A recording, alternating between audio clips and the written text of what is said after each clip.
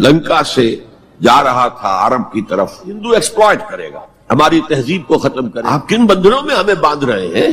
تو اللہ ایک چانس دے کر دیکھ لینا چاہتا تھا کہ یہ کرتے کیا ہے. 57 سال ہو گئے ہمیں, جو ملک لیا تھا اسلام اسلام اسلام اسلام کی رٹ لگا کر, وہ کہاں اسلام لائے. کچھ لوگ ٹی وی کو بھی حرام کہتے ہیں, برائے مہربانی وضاحت کریں. میں سب سے پہلے عنوان میں 2 چیزوں کی اصلاح کرنا چاہتا ہوں. دیکھیے, بر صغیر کی اصطلاح غلط ہے. بر صغیر تو کسی چھوٹے سے جزیروں کو بھی کہہ دیں گے, چھوٹی خشکی. یہ ترجمہ کیا گیا ہے سب کانٹیننٹ کا. کانٹیننٹ کہتے ہیں بر اعظم کو, بر اعظم کانٹیننٹ. تو اعظم سے نیچے آتا ہے عظیم. یہ بر عظیم ہے ہند, بر عظیم ہے پاک و ہند. آج ہم اسے پاک و ہند کہیں گے, پہلے یہ بر عظیم ہند تھا. یہ غلط لفظ ہمارے ہاں لکھنے میں بولنے میں آ گیا ہے. بر صغیر تو کسی چھوٹے سے جزیرے کو بھی کہہ دیں گے, چھوٹی سی خشکی. یہ بہت بڑی خشکی ہے. یہ بر اعظم ایشیا کا ایک بہت بڑا علاقہ ہے, اس لیے اعظم سے ایک سیڑھی نیچے اتریے تو عظیم ہوتا. یہ بر عظیم ہے, بر صغیر نہیں. اسی طرح مسلمان غیر اسلامی ریاست میں اس میں بھی ایک مغالطہ ہے, گویا کہ دنیا میں کوئی خالص اسلامی ریاست بھی ہے, جبکہ آج دنیا کی تمام مسلمان مملکتیں خالص غیر اسلامی ہیں. تو گویا کہ بنیادی طور پر کوئی فرق واقع نہیں ہوا.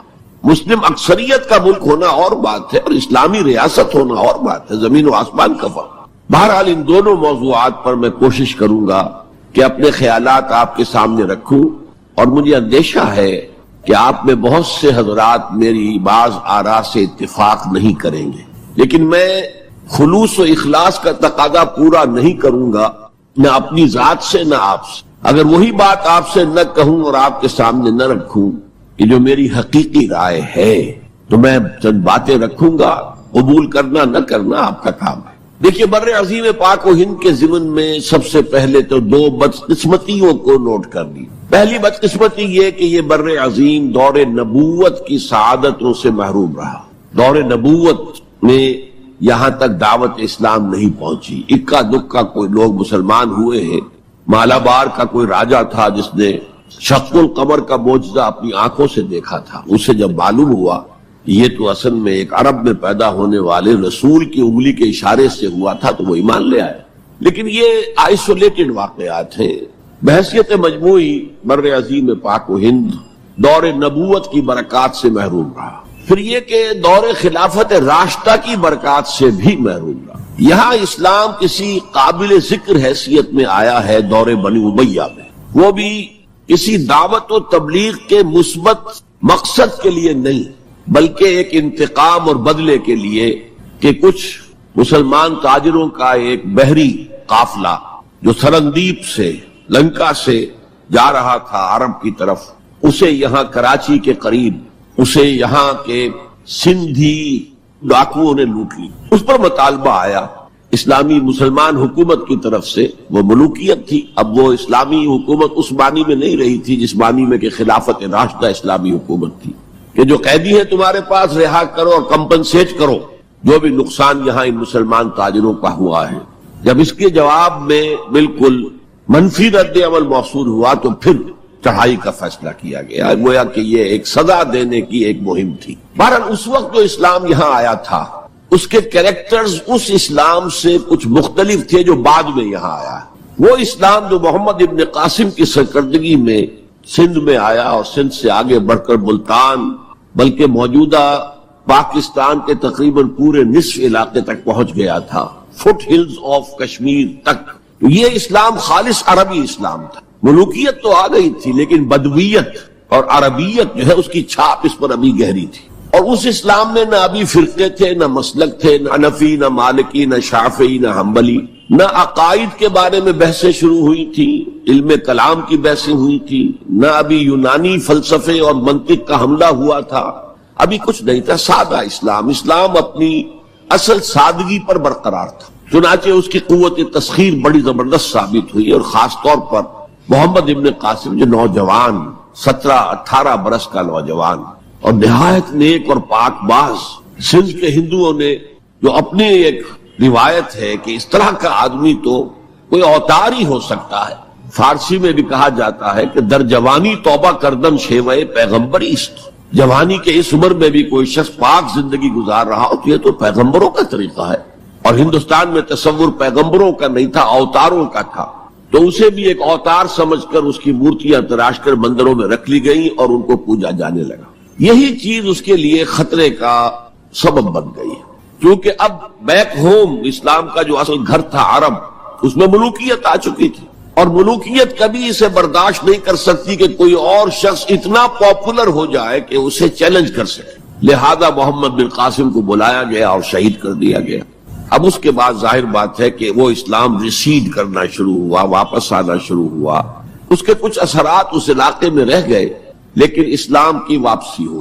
یہ اسلام کا پہلا ورود تھا بر عظیم کی سرزمین پر۔ اس کے بعد اسلام آیا ہے 300 برس بعد، اور اب یہ آیا ہے شمال مغربی سرحدی صوبے میں جو درے ہیں، کوہ سلیمان میں، کوہ ہندو کش اور کوہ سلیمان میں، درہ خیبر ہے، درہ ٹوچی ہے، درائے گومل ہے، درائے بولان ہے، یہاں سے آنا شروع۔ اس اسلام کی خصوصیات کچھ اور تھی۔ ان 300 سالوں میں فقہی مسالک بھی پیدا ہو چکے تھے، حنفی، مالکی، شافعی، حنبلی، ان کے درمیان اختلافات بھی تھے، بحثیں بھی تھی، مناظرے بھی تھے۔ دوسرے ایک خاص جو ہے تصوف کا فن جو ہے وہ بہت ترقی کر چکا تھا، اور اس میں اکثر و بیشتر وحدت الوجود کا تصور اس کی بنیاد میں موجود تھا۔ تیسری بات یہ نوٹ کیجئے کہ یہاں جو لوگ آئے وہ سب حنفی تھے، اور یہ ترک قبائل ہی تھے در حقیقت، اور ترکوں میں سے بھی غلام لوگ تھے، اسی لیے پہلا خاندان مسلمانوں کا یہاں خاندان غلاماں کہلاتا ہے۔ ترک غلام تھے یہ، جو اپنی ذاتی صلاحیت اور اپنی استعداد کی بنا پر ترقی کرتے کرتے بادشاہت کے مقام تک پہنچے۔ عالم اسلام میں اس وقت 2 عظیم جگہوں پر غلاموں کی حکومت تھی، اور اس سے اندازہ ہو سکتا ہے کہ اسلام میں غلاموں کا فیوچر کتنا روشن ہے۔ ممالک، مملوک، یہ مصر میں حکمران تھے، وہ بھی غلام تھے۔ خاندان غلامہ، قطب الدین ایبک، شمس الدین التتمش، یہ سب کون تھے؟ غلام تھے۔ بہرحال اب جو اسلام آیا اس میں قیادت کی ایک تسلیس پیدا ہو چکی تھی، توحیدی شان نہیں رہی تھی۔ خلافت راشدہ میں قیادت توحیدی تھی، خلیفہ وقت ہی حاکم بھی تھے، خلیفہ وقت ہی مجتہد بھی تھے، عالم بھی تھے، اور وہی سب سے بڑے اللہ والے بھی تھے۔ لیکن اس کے بعد جو اسلام میں قیادت جو ہے مسلمانوں کی 3 شاخوں میں بٹ گئی۔ سیاسی قیادت وہ تو قبائلی عصبیت کی بنیاد پر قائم ہو رہی ہے، تو سیاست تو ہو گئی طاقت کے بل پر، جس کی لاٹھی اس کی بھینس۔ اس کے بعد جو اس دینی قیادت تھی وہ 2 حصوں میں منقسم ہو گئی، علمی قیادت علماء، مفسرین، فقہاء، محدثین، اور ایک ہو گئی صوفیاء کی قیادت۔ تو یہ تھی کیفیت جس میں کہ بر عظیم پاک و ہند میں اسلام وارد ہوا ہے پہلے ورود کے 300 برس بعد۔ اب اس کے 500 برس کے بعد یہاں ایک اور ایلیمنٹ آیا، اور وہ تھا شیعیت کا۔ آپ کو معلوم ہے کہ سن 1000 عیسوی میں پاکستان کا جو علاقہ اس وقت کا ہے یہ عالم اسلام میں داخل ہو چکا تھا۔ شہاب الدین غوری وغیرہ کی حکومت وہاں تک تو تھی، البتہ دہلی پر 1206 میں تخت دہلی جو ہے مسلمانوں کا 1206 میں شروع ہوا۔ بہرحال اس کے بعد ہم کہہ سکتے ہیں کہ 300 برس بعد یہاں پر یہ شیعیت آئی ہے، داخل ہوئی ہے، ورنہ اس سے پہلے خالص سنی اسلام تھا اور خالص حنفی۔ شیعیت کی وجہ سے جو کچھ بھی بعد میں اسلام کو یہاں پر اس تقسیم کی وجہ سے، شیعہ سنی اختلافات کی وجہ سے جو بہت بڑے بڑے نقصانات اٹھانے پڑے، ان میں سے مثلا 2 کا میں تذکرہ کرنا چاہتا ہوں۔ ڈاکٹر امبیڈکر، انہوں نے فیصلہ کیا تھا میں مسلمان ہو جاؤں، گویا کہ یہاں کے اچھوتوں کا مسئلہ وہ اس طور سے حل کرنا چاہتے تھے کہ ہم این بلاک مسلمان ہیں، لیکن جب ان کے بارے میں معلوم ہوا تو پھر وہاں پہنچ گئے کچھ لوگ کہ آپ اس مسلک کو اختیار کریں یا اس کو کریں۔ وہ اسی حیث بحث میں پھر انہوں نے فیصلہ کیا کہ میں کوئی بھی نہیں اختیار کرتا، اگر کوئی ایک اسلام ہے ہی نہیں، اب میں ایک کو اختیار کرتا ہوں تو دوسرے سے میری مخاصمت ہو جائے گی، دوسرے کو اختیار کرتا ہوں تو پہلے سے ہو جائے گی۔ اب اگلا دور آیا، ہندوستان میں انگریز آ گئے۔ یہاں موجود بہت سے غیر مسلموں کو شاید میری باتیں اب کچھ ناگوار گزریں، لیکن کچھ حقائق ہیں جو تلخ ہیں لیکن حقائق ہیں، انہیں سمجھنا چاہیے۔ انگریزوں نے یہاں آ کر حکومت چھینی سی مسلمانوں سے بیشتر، ویسے تو یہ کہ ہندو راجے مہاراجا بھی تھے، لیکن بیشتر علاقوں میں تو مسلمان حاکم تھے۔ لہذا انہوں نے مسلمانوں کو دبانا بہت ضروری سمجھا، اس لیے کہ جو سابق حاکم ہو ان میں ایسپیریشنز پیدا ہوتی رہتی ہیں کہ ہم تھے یہاں کے حاکم، کیوں نہ واپس حاصل کریں، بغاوت کے ان کے اندر جراثیم مسلسل پروان چڑھتے، مسلمانوں کو دبایا اور ہندوؤں کو اٹھایا۔ کیوں کہ ہندوؤں کے لیے معاملہ صرف چینج آف ماسٹرز کا تھا، کوئی بڑا حادثہ تو نہیں تھا، پہلے مسلمانوں کے غلام تھے اب انگریزوں کے غلام ہو گئے، اور اس اعتبار سے انگریز نے بھی انہیں قریب کیا اور ہندوؤں نے بھی مغربی علوم اور مغربی سائنسز کو پڑھنے میں بڑی سبقت کی۔ بنگال میں انگریز آیا اور بنگال میں آپ کو معلوم ہے اکثر و بیشتر جو سائنسدان پیدا ہوئے جن کی کہ لکھی ہوئی ٹیکسٹ بکس جو ہے بہت عرصے تک استعمال ہوتی رہی ہندوستان میں، یہ کون تھے؟ چیٹرجی، بینرجی، سب کے سب بنگالی تھے۔ ایک اور بات یہ ہے کہ ہندو اپنے ماضی سے بہت دور آ چکے تھے، ان کا ماضی عظمت والا، آخر اشوک کا دور بہت عظمت کا، چندر گپت موریہ کا دور بہت عظمت کا، وکرماجیت کا دور بہت عظمت کا تھا، لیکن وہ اب بہت پیچھے جا چکے تھے۔ تقریباً مسلمانوں کی آمد کی وجہ سے 1000 سال کا فصل واقع ہو چکا، لہذا تہذیب و تمدن کے لیے بھی جیسے کہ انہوں نے مسلمانوں کے زمانے میں فارسی پڑھی، فارسی پڑھتے تھے، کوڈ لینگویج فارسی ہے، جیسے کہ پھر بعد میں مسلمان اور ہندو اور سب نے انگریزی پڑھی، ملازمتیں ملیں گے تو انگریزی پڑھنے والوں کو ملیں گی، راستہ کیریئرز کا کھلے گا تو انگریزی پڑھنے والوں کا کھلے گا، اسی لیے کہاوت تھی ہندوستان میں، پڑھے فارسی اور بیچے تیل، دیکھو رے قسمت کے کھیل۔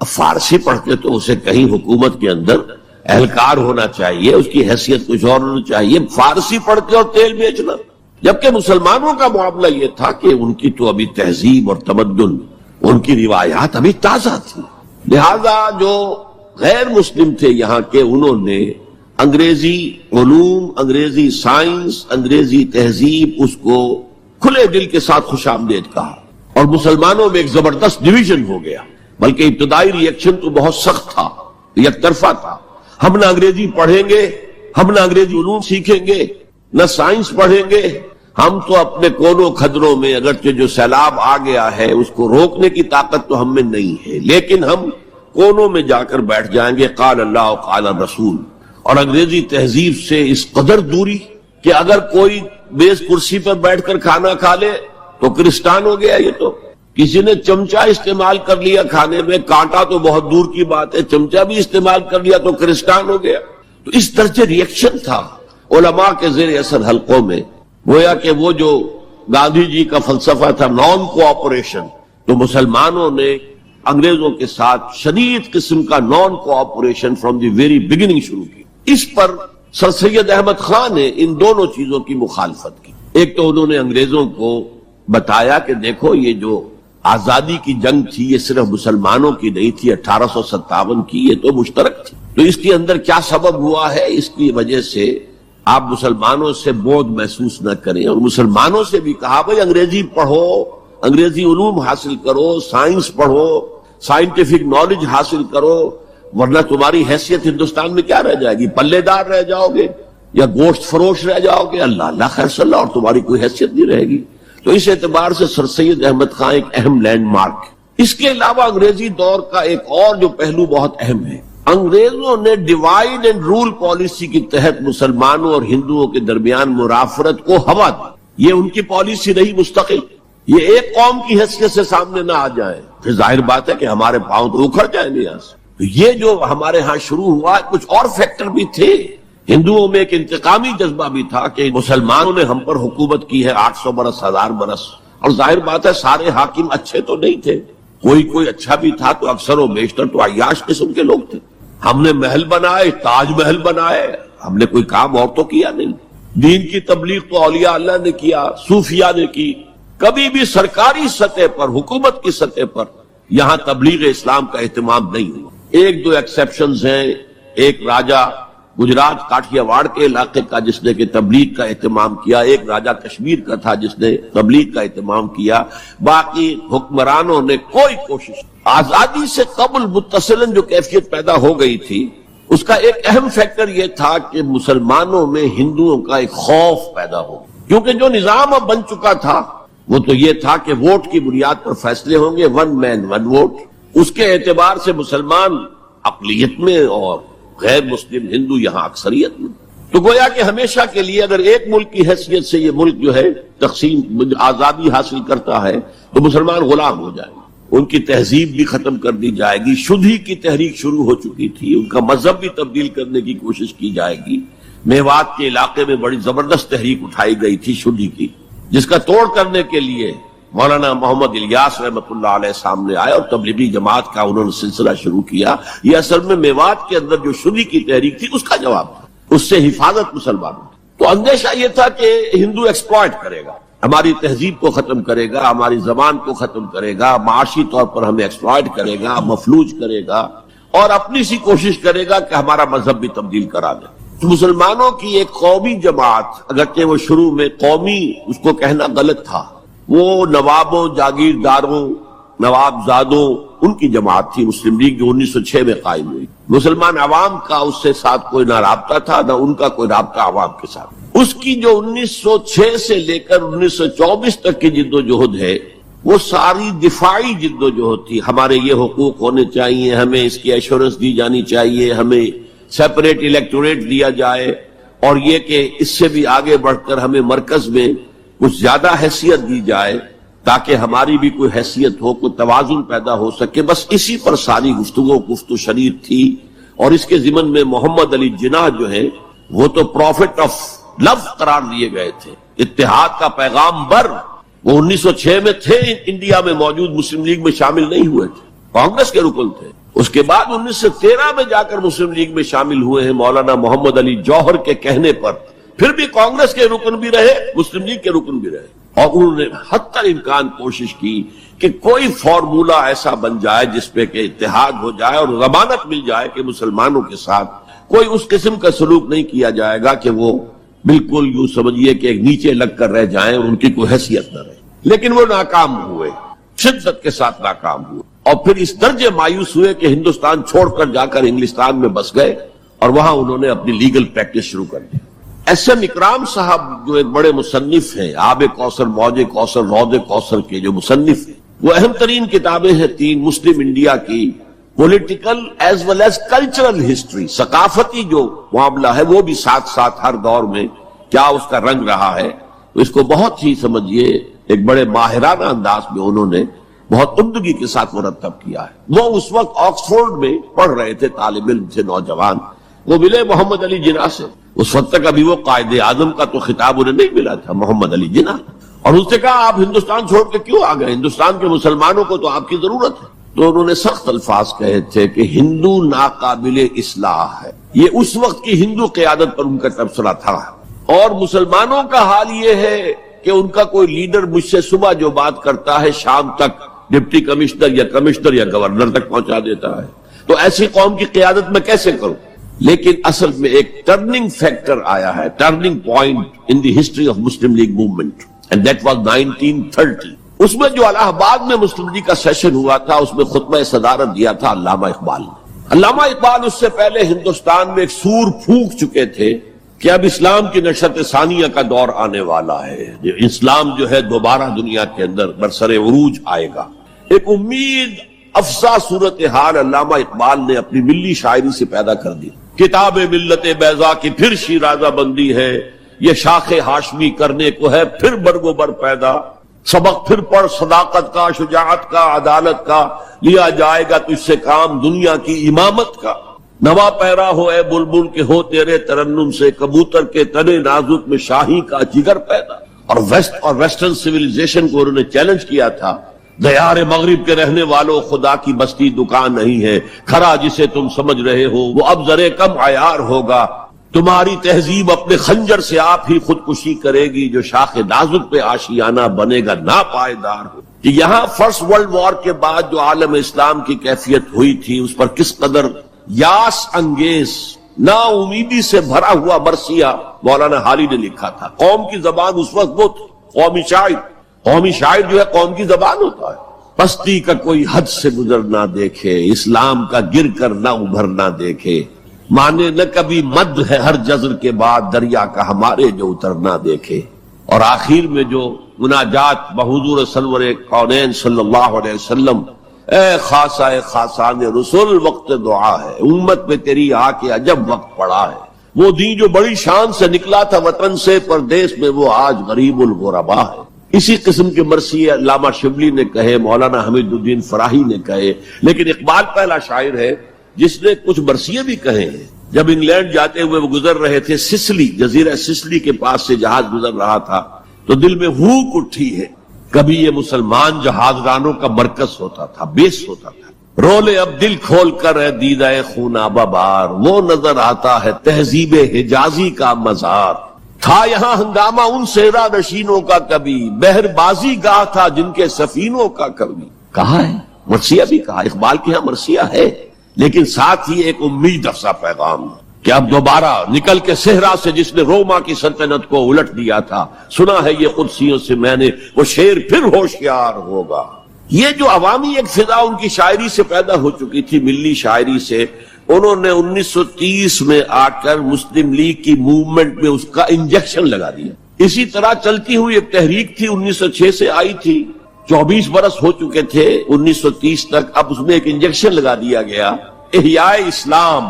اس خطبے میں علامہ نے ایک طرف مسلم قومیت کو بہت مستحکم کیا دلائل کے ساتھ، عمرانی دلائل، پولیٹیکل سائنس کے جو مستحکم اصول ہیں ان کی بنیاد پر کہ مسلمان ایک علیحدہ قوم ہے۔ اور نمبر 2 انہوں نے کہا، اور یہ ایک پروفیسی تھی، ایک طرح کی مستقبل کے بارے میں ایک پیشن گوئی تھی، تجویز نہیں تھی۔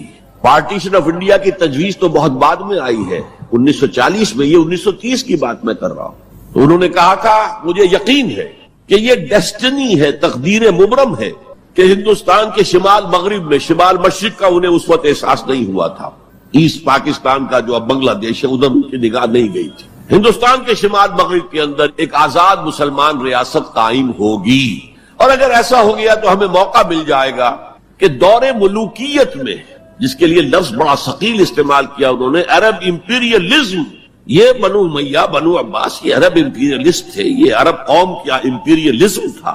ان کی حکومت اسلام کی عکاسی کرنے والی نہیں تھی، اسلام کی عکاسی کرنے والی تو خلافت راشدہ تھی، ابو بکر تھے، عمر تھے، عثمان تھے، علی تھے رضی اللہ تعالی عنہ۔ تو دور ملوکیت میں یا دور عرب امپیریلزم میں جو داغ دھبے آ گئے ہیں اسلام کے چہرے پر، انہیں صاف کر کے اور صحیح اسلام کی ایک شکل دنیا کو دکھائیں، یہ انجیکشن ہے پازیٹیو مقصد کا۔ اس وقت تک، اس سے پہلے تک تحریک صرف ایک منفی جذبے پر چل رہی تھی، ہندو کا خوف، ہندو اکثریت کا خوف، ایکسپلائٹیشن کا اندیشہ، لیکن اب اسے ایک مثبت بنیاد ملی۔ 1932 میں قائد اعظم گئے انگلستان، لندن، گول میز کانفرنس میں، جناح صاحب اس میں شریک نہیں تھے اس لیے کہ وہ تو ویسے سیاست کا میدان چھوڑ چکے تھے۔ اس موقع پر پھر علامہ اقبال نے ملاقاتیں کی ہیں جناح صاحب سے، اور وہی انجیکشن ان کو بھی لگا، اور انہیں پھر آمادہ کیا کہ آئیں واپس ہندوستان، اور اس انجیکشن کے حوالے سے مسلمانوں نے ہند کو منظم کریں اور جمع کریں۔ تو یہ پھر تحریک پاکستان جو ہے، چونکہ مسلمانوں کے جذبات کے ساتھ اس کی ہم آہنگی، معجزہ ہو گیا کہ مسلم مائنورٹی کے پروونسز نے کس طریقے سے یکجا اور یکسو ہو کر اس موومنٹ کو سپورٹ کیا، حالانکہ انہیں معلوم ہے کہ کسی بھی حساب سے ان کے تو پاکستان میں شامل ہونے کا کوئی امکان تھا ہی نہیں، بلکہ تحریک مسلم لیگ اصل میں مائنورٹی پروونسز کی تحریک تھی۔ جو صوبے بعد میں پاکستان میں شامل ہوئے ہیں ان میں سرحد میں تو کانگریس کی حکومت تھی ٹل دی لاسٹ ڈیٹ، پنجاب میں یونینسٹ حکومت تھی ٹل دی لاسٹ ڈیٹ، صرف ایک سندھ تھا مغربی پاکستان میں کہ جو وہاں مسلم لیگ کی حکومت تھی۔ ہاں، بنگال میں مسلم لیگ کی حکومت تھی، اور بنگال ہی مولد ہے جہاں ولادت ہوئی ہے 1906 میں مسلم لیگ کی، اور طویل ترین عرصے تک مسلم لیگ کی حکومت وہاں رہی۔ اب بھی وہاں پر تحریکیں چلتی رہتی ہیں اینٹی پاکستان، 2 مرتبہ پاکستان نے ایئر فورس بھی استعمال کی ہے وہاں پر، یہ سب کچھ آپ کو معلوم ہے۔ بہرحال اس کے نتیجے میں ملک تقسیم ہو گیا، اور 2 قوموں کے درمیان جو نفرت اس دوران میں پیدا ہو گئی تھی وہ ایک آتش فشاں کی طرح پھٹ پڑی۔ جو کچھ ہوا ہے پارٹیشن کے وقت، میں نے آپ کو بتایا تھا انگریزوں سے آزادی ہم نے حاصل کی، لیکن ہم نے نہ ایک انگریز کو مارا نہ کسی انگریز نے ہم میں سے کسی کو مارا، لیکن جو آپس کی خوریزی ہوئی ہے، تاریخ انسانی کی عظیم ترین ٹرانسفر آف پاپولیشن، کروڑوں انسان ادھر سے ادھر، ادھر سے ادھر ہو گئے، اور پھر عظیم خوریزی، بربریت، وحشت۔ معلوم ہوتا کہ نفرت کی کوئی آگ اندر جل رہی تھی، بس اسے موقع چاہیے تھا کہ وہ ابھر آئے۔ وہ میں کچھ نہ کچھ تجزیہ کر چکا ہوں کہ یہ نفرت جو ہے کچھ انڈیجینس بھی تھی، کچھ تھی، ان کے اندر ایک جذبہ انتقام تھا کہ ان مسلموں نے ہم پر حکومت کی اتنے عرصے، لیکن اس میں بڑا حصہ جو ہے وہ انگریز کی ڈیوائڈ اینڈ رول پالیسی کا تھا، اور وہ جاتے جاتے ایک بون آف کنٹینشن بھی ڈال گیا کہ یہ دونوں اس پر لڑتے رہے تاکہ ہمارے خلاف کوئی جذبہ نفرت ان کے اندر نہ ابھرے۔ تو یہ انگریز کی پالیسی تو یقیناً بہت کامیاب تھی، لیکن وہ نفرت کا جو عالم اس وقت تھا اس کو آپ اس وقت امیجن نہیں کر سکتے۔ وہ نوجوان جو پیدا ہی ہوئے بعد میں پارٹیشن کے بھی 20 25 30 سال بعد پیدا ہوئے، انہیں کیا اندازہ ہو سکتا ہے؟ قطعاً اندازہ نہیں ہے۔ کبھی کبھی ربط ہو جاتا ہے معاملہ، جیسے کہ کبھی کسی جگہ ہو گیا، کبھی کسی جگہ ہو گیا، ابھی حال ہی میں جو کچھ گجرات میں ہو گیا تھا وہ ہو جاتا ہے، لیکن یہ کہ کوئی ہندو اور مسلمانوں کے درمیان وہ دشمنی اور وہ معاملہ نہیں ہے، بلکہ بہت سے لوگ اس کو امیجن ہی نہیں کر سکتے کہ معاملہ کس حد تک پہنچ گیا۔ اس کے بعد ایک خیال یہ تھا ہندوستان میں کہ پاکستان جلدی ختم ہو جائے گا، اور اس کی کوششیں بھی کی گئیں۔ پاکستان کے حصے کا روپیہ روک لیا گیا، پاکستان کے حصے کے ہتھیار روک لیے گئے۔ پاکستان نے اس کو محسوس کیا کہ it's a threat to its existence, جس کے نتیجے میں، جس کے رد عمل میں وہ امریکہ کی جھولی میں جا گرا۔ It was a reaction. میں اسلامی جمعیت طلبہ کا ناظم اعلیٰ تھا 1953 میں، ہمارے وزیر اعظم اس وقت تھے خواجہ ناظم الدین، وہ لاہور کے دورے پر آئے تھے، میں طلبہ کا ایک وفد لے کر ان سے ملنے گیا۔ ایک تو اس زمانے میں وہ اینٹی قادیانی موومنٹ چل رہی تھی اور اس میں بہت کچھ تو خون لاہور میں ہوا تھا، اس کے بارے میں نے کچھ باتیں کی، اور پھر میں نے ان سے کہا یہ میڈو اس بلا کا نام ہے، میڈو تھی اس وقت، مڈل ایسٹ ڈیفنس آرگنائزیشن، آپ کن بندروں میں ہمیں باندھ رہے ہیں؟ بہت ہی بھلے آدمی تھے۔ مجھے واقعہ یہ ہے کہ ایک ہی میری تو ملاقات ہے، لیکن اس شخص کی شرافت کا اور سادگی کا جو نقش قائم ہوا میرے دل پر وہ آج تک موجود ہے۔ دیکھیے یہ معاملہ جو ہے یہ حکومت کا ہے، یہ آپ نوجوان ہیں، طالب علم ہے، آپ کا اس سے کوئی سروکار نہیں۔ میں ذرا نٹ کھٹ قسم کا تھا اس وقت بھی نوجوان، میں نے کہا جناب آپ ہمیں ان بندروں میں باندھ کر آپ چلتے بنیں گے، ملک تو ہم نے سنبھالنا ہے بعد میں، we must know what you are doing. بس یہ کہنے پر اچھا آگے کوئی جواب نہیں۔ دیکھیں الفاظ 3 جملے ان کے سنا رہا ہوں، یہ پوری ہماری تاریخ کا لب لباب بنتا ہے۔ دیکھیے پنڈت جی تو نہیں چاہتے نا کہ پاکستان قائم رہے، پنڈت نہرو، اور ہم اکیلے تو ہندوستان کا مقابلہ نہیں کر سکتے نا، تو ہمیں تو کوئی سہارا چاہیے نا۔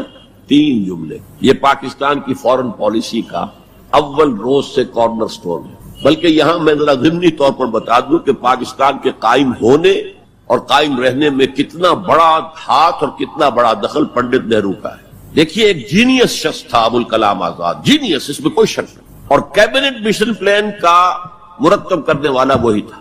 کیبنٹ مشن پلان کو مسلم لیگ نے بھی تسلیم کر لیا کہ ہندوستان 3 زونز کے مشتمل ہوگا، آزاد ہوگا، مرکزی حکومت ایک ہوگی، ایک ویسٹرن زون، ایک ایسٹرن زون، ایک سینٹرل زون، یعنی تقریباً وہی جو پاکستان کا نقشہ تھا کہ ایک مغربی پاکستان، ایک مشرقی پاکستان، ایک نیچے بھارت۔ سینٹرل گورنمنٹ کے پاس فلاں جو ہے یہ اہم ترین چیز ہے تو سینٹرل گورنمنٹ کے پاس ہوگی، فورن پالیسی ہوگی، بجٹ ہوگا، مالیات کا معاملہ ہوگا، ڈیفنس ہوگا، یہ ان کے پاس ہوگا، کمیونیکیشنز ہوگی۔ باقی یہ ریجنز جو ہیں ان کو حق ہوگا وہ اپنے اپنے فیصلے کریں، اپنے معاملات چلائیں، اپنے قوانین بنائیں۔ ایک شق اس میں ایسی تھی کہ 10 سال کے بعد کسی بھی حصے کو، کسی زون کو سیسیڈ کرنے کا، علیحدہ ہونے کا حق حاصل ہوگا۔ گویا کہ کم سے کم 10 سال کے لیے آزاد پاکستان کا مطالبہ ختم، قائد اعظم نے مان لیا۔ تو اب اگر کوئی امکان تھا تو وہ 10 سال کے بعد تھا نا۔ اب کس نے بنوایا پاکستان؟ وہ تو چونکہ مولانا آزاد اس درجے بددل ہو چکے تھے، قائد اعظم نے انہیں شو بوائے کہہ کے اتنا جو ہے بددل کر دیا تھا کہ انہوں نے کانگریس کی صدارت چھوڑ دی۔ تو کہا گیا ان سے آپ صدارت قبول کریں، نہیں، پنڈت جی ہو گئے صدر، اور پنڈت جی سے جب پوچھا گیا کیبنٹ مشن پلان کے بارے میں تو انہوں نے کہہ دیا ایک دفعہ ہندوستان آزاد ہو جائے پھر کون کسی کو علیحدہ ہونے دیتا ہے۔ بات تو سچی تھی، نکل جاتی ہے جس کے منہ سے سچی بات مستی میں، فقیہ مسئلہ بھی سے وہ رندے بادہ خار۔ اچھا بات تو سچی تھی لیکن کہنے کی نہیں تھی اس وقت۔ اس پر فوراً قائد اعظم نے ریورس گیئر لگایا کہ اگر نیت یہ ہے تو پھر ہم نہیں مانتے، وی آر گوئنگ بیک۔ تو عالم واقعہ میں پاکستان کس نے بنوایا 1947 میں؟ ہسٹری کا تجزیہ کیجئے، سمجھئے یہ کچھ اللہ تعالیٰ کی مشیت تھی۔ تمام انسانوں کے دل حضور کی ایک حدیث کے مطابق اللہ کی 2 انگلیوں کے مابین ہوتے ہیں، وہ جدھر چاہتا پھیر دیتا۔ یہ اللہ کی حکمت تھی، اللہ چاہتا تھا کہ یہ مسلمانان ہند جو کہہ رہے ہیں اے اللہ ہمیں آزادی دے، انگریز سے بھی دے، ہندو سے بھی دے، تیرے دین کا بول بالا کریں گے ہم، تیرے نبی کا دین قائم کریں گے. تو اللہ ایک چانس دے کر دیکھ لینا چاہتا تھا کہ یہ کرتے کیا ہے. حالانکہ لارڈ ماؤنٹ بیٹن کی تجویز تھی کہ 14 اگست کو انڈیا پہلے اس کی فریڈم ڈکلیئر ہو اور 15 کو پاکستان کی ہو. تاریخ بدل جاتی. یہاں کے پنڈتوں نے کہا کہ 14 جو ہے وہ منحوس دن ہے، لہذا انہوں نے کہا 15 تو 14 کو پاکستان، اور وہ 27ویں شب تھی رمضان مبارک کی. یہ اصل میں ایسا ہی معاملہ ہے جیسے کہ مصر میں بنی اسرائیل نے حضرت موسیٰ سے کہا تھا کہ اے موسیٰ، تمہارے آنے سے پہلے بھی ہم پر تشدد ہوتا تھا اور ہمیں ہر طرح ستایا جاتا تھا، تمہارے آنے کے بعد بھی حال ہمارا تو وہی ہے، ہماری تو کوئی بھلائی نہیں ہو سکی. تو حضرت موسیٰ کا ایک جواب جو ہے وہ وہاں پر منقول ہے، عَصَىٰ رَبُّكُمْ أَن يُهْلِكَ عَدُوَّكُمْ، قریب ہے کہ تمہارا رب تمہارے دشمن کو ہلاک کر دے، وَيَسْتَخْلِفَكُمْ فِي الْأَرْضِ، اور تمہیں زمین میں طاقت دے، فَيَنْظُرَ كَيْفَ تَعْمَلُونَ، پھر وہ دیکھے گا تم کیا کرتے. وہ انہوں نے جو کچھ کیا تھا وہ اس کی تاریخ میں آپ کے سامنے بیان کر چکا ہوں. اب صورتحال تبدیل ہو رہی ہے. اب تعلقات کے بحال ہونے کا معاملہ تیزی کے ساتھ جاری ہے، دوستی کی طرف قدم بڑھ رہے ہیں. بالکل وہ بات جو علامہ اقبال نے اپنے اسی خطبے میں کہی تھی کہ ویسٹ پاکستان وہ جو بھی ہوگا، اس وقت پاکستان لفظ تو استعمال نہیں کیا تھا، وہ ہندوستان کی حفاظت کا ذریعہ بنے گا. ہندوستان پر ہمیشہ حملہ آور ہوا نارتھ ویسٹ سے، ہمالیہ کراس کر کے تو کوئی آ نہیں سکتا. اور تاریخ میں پہلی مرتبہ انگریز آئے تھے سمندر کے راستے سے، باقی تو جو آیا وہ کوئی ہن آئے، منگولز آئے، پٹھان آئے، جو بھی آیا ادھر ہی سے آیا ہے. تو یہ جو ہے ہندوستان کی پروٹیکشن کا ذریعہ بن جائے گا. اور واقعہ یہ کہ بن گیا، ورنہ یہ کہ کمیونزم سویپ کر کے پورے انڈیا کو لے جاتا. یہ پاکستان کے اندر وہ جو بھی مذہبی جذبہ ہے، چاہے وہ مثبت طور پر بروئے کار نہیں آ سکا، لیکن بے خدا کمیونزم کے خلاف جو مسلمانوں میں جذبات تھے، تو اس رو کو، اس سیلاب کو روکا ہے پاکستان. بہرحال اب صورتحال جیسا کہ میں نے کہا ہے کہ عام طور پر بھی اب آمد و رفت کی سہولتیں کی جا رہی ہیں، اور میں سمجھتا ہوں کہ وہ نسل بھی اب بیت چکی ہے جس کے دل میں وہ انتقامی جذبات تھے.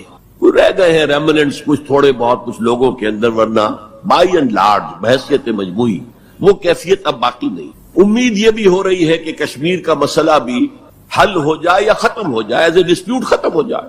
اللہ کرے کہ ایسا ہو جائے، اللہ کرے کہ ایسا ہو جائے. اور پھر بات وہ ہو جائے جو قائد اعظم نے کہی تھی جب ان سے پوچھا گیا تھا کہ ہندوستان اور پاکستان کے تعلقات کیسے ہوں گے. انہوں نے کہا جیسے کینیڈا اور یو ایس اے کے ہیں. اب آپ کو معلوم ہے کینیڈا اور یو ایس اے کے درمیان کتنے قریبی تعلقات. تو ان کا ویژن تو کچھ اور تھا، جو ہوا ہے وہ تو در حقیقت یو میں کال اٹ کہ یہ تو در حقیقت ستم ظریفی ہے، جو بھی تاریخ کی ستم ظریفی ہے. جو ہوا ہے کیا ہوا، nobody could imagine. نہ کانگریس کے لیڈرز اور نیتا اس کا امیجن کر سکتے تھے، نہ مسلم لیگ کے لیڈرز جو ہیں وہ اس کو امیجن کر سکتے تھے جو کچھ ہوا ہے. میں نے یہ ساری بحث اس لیے کہی ہے کہ میرے نزدیک اب بر عظیم ہند کے اندر اسلام کی دعوت کے بہترین مواقع میں صورتحال تبدیل ہو رہی ہے اور تیزی سے مزید ہوگی. یہ حالات کا تقاضا ہے. It's a march of history جسے کوئی روک نہیں سکتا. لہذا یہاں پر اب مواقع ہیں اور بہت عظیم مواقع. اب اس میں چند پوائنٹ آپ کے سامنے رکھنا چاہتا ہوں. نمبر 1، روح کا تصور اور روحانیت کا تصور مشترک ہے ہندو مت میں اور اسلام میں. آتما اور پرماتما کا تعلق، ہمارے ہاں روح کا اور اللہ کی ذات کا تعلق. یا سلونک عن الروح قل الروح من امر ربی. اور میں بتا چکا ہوں آپ کو، علامہ اقبال کا فلسفہ خودی انہوں نے خود کہا، سورہ حشر کی اس آیت سے ماخوذ ہے. یہ واقعہ بہت اہم ہے علامہ اقبال کی زندگی کا. سید نذیر نیازی جو ان کے قریب بیٹھنے والے ہم نشین لوگ تھے، انہوں نے خود کوٹ کیا ہے ہماری ایک قرآن کانفرنس میں لاہور میں کہ ایک دفعہ میں نے علامہ سے پوچھا کہ کوئی شخص کہہ دیتا ہے کہ آپ کا جو فلسفہ برگزوں سے ہے یا نیٹشے سے ہے، کوئی کسی اور کا جو ہے کوڑی لے کر آتا ہے، جو فلسفہ خودی آپ خود کیوں نہیں بتاتے؟ What is the source of your the فلسفی آف سیلف؟ فرمایا کہ اچھا کل فلاں وقت آ جانا، میں تمہیں ڈکٹیٹ کرا دوں. وہ کہتے ہیں میں خوشی سے بھولے نہیں سمایا کہ یہ میری قسمت ہے، شاعر مشرق حکیم الامت مجھے لکھوائیں گے کہ ان کے فلسفہ خودی کی سورس کیا ہے. وقت معین پر میں آ گیا کاپی پینسل تیار کر کے، اور مجھ سے کہا ذرا قرآن مجید نکال لینا شیلف میں سے. میرے ساری امیدوں پر اوس پڑ گئی کہ مجھے تو خیال تھا ہسٹری آف فلسفی کی کوئی کتاب نکلوائیں گے یا کسی اور فلسفر کی کوئی کتاب نکلوائیں گے. یہ قرآن نکلوایا. کھولو سورہ حشر، پڑھو اس کی آیت، وَلَا تَكُونُوا كَالَّذِينَ نَسُوا اللَّهَ فَأَنسَاهُمْ أَنفُسَهُمْ. ان لوگوں کے مانند نہ ہو جانا جنہوں نے اللہ کو بھلا دیا تو اللہ نے انہیں اپنے آپ سے غافل کر دیا. یہ کون سا اپنا آپ ہے جس سے انسان غافل ہوتا؟ کیا اپنے جسم کے تقاضوں سے غافل ہوتا؟ جسم کو تو بڑا دھو کے اچھے سے اچھے صابن سے دھوئے گا اور جو ہے صاف کرے گا اور اچھے سے اچھی چیزیں اس میں لگائے گا، تیل لگائے گا اعلیٰ اور سب کچھ کرے گا. ذرا سی تکلیف ہو جائے گی تو بھاگا جائے گا ڈاکٹر کے پاس. کس سے غافل ہے؟ اپنے حیوانی وجود سے غافل ہے کوئی؟ اس کے تقاضوں سے غافل ہے کوئی؟ یہ کوئی اور وجود ہے انسان کا جس سے وہ غافل ہو، وہ اس کا روحانی وجود. اور یہی میں نے آپ کو بتایا تھا، اپنشد کا یہ جملہ میں پڑھ کر وجد میں آ گیا تھا. یہ بھی ایک اچھی بات ہے آپ کو بتا دوں. ایک زمانے میں جبکہ امریکہ میں نے کہا تھا تھر تھر کانپ رہا تھا، جو سیلاب کمیونزم کا جا رہا تھا، پورے ایسٹرن یورپ کو کھا گیا تھا وہ نظام، اور ان کے پاس توڑ کوئی نہیں تھا. دنیا بھر کے غریبوں کے لیے ایک روشنی کا پیغام تھا، ایک امید کا پیغام تھا. ہیو ناٹس کے لیے ایک بڑی اپیل تھی. کہاں سے کہاں وہ پہنچ چکا تھا، لیٹن امریکہ پہنچ چکا تھا. کوئی انویژن تو نہیں ہوا تھا. It was the invasion of the philosophy, invasion of an ideology, Marxism. تو انگریز جب کانپ رہا تھا امریکہ، تو اس نے ملینز کی تعداد میں قرآن شائع کیا، انگریزی ترجمہ، دی گلوریس قرآن، مارمیڈیوک پکتھال کا ترجمہ، اور مسلمانوں میں تقسیم کیا. بابا تم اپنے قرآن کو پڑھو، دیکھو، اپنے دین کے ساتھ جم کر رہو. اس بے خدا جو ہے یہ نظام، اس کو ترک کرو، چھوڑو. اور ہندوؤں کے لیے گیتا میں نے پڑھی اس وقت، انگریزی ترجمہ. اپنشد کا ایک سلیکشن تھا، وہ میں نے پڑھا. یہ مڈ 50s کی بات ہے، بلکہ سو ٹو سے اٹ واز ارلی 50s. جبکہ ابھی میں میڈیکل کالج کا اسٹوڈنٹ تھا، میں نے اپنشد پڑھا، گیتا پڑھی. اپنشد کا صرف ایک سلیکشن تھا، گیتا پوری تھی. وہ بھی اسی لیے کہ تم اپنے اپنے مذہب سے چپک جاؤ تاکہ کمیونزم کی طرف تمہارا رجحان نہ ہو. یہ اس کے اس خوف کا مذہب. بہرحال اس کے مقابلے میں روح اور روحانیت، آتما اور پرماتما، یہ تصورات جو ہے ایمبیڈڈ ہے. آپ اگر وہ جملہ سنے، میں نے پہلے بھی سنایا ہے اپنشد کا، جو بالکل معلوم ہوتا ہے اس آیت کی ترجمانی ہے.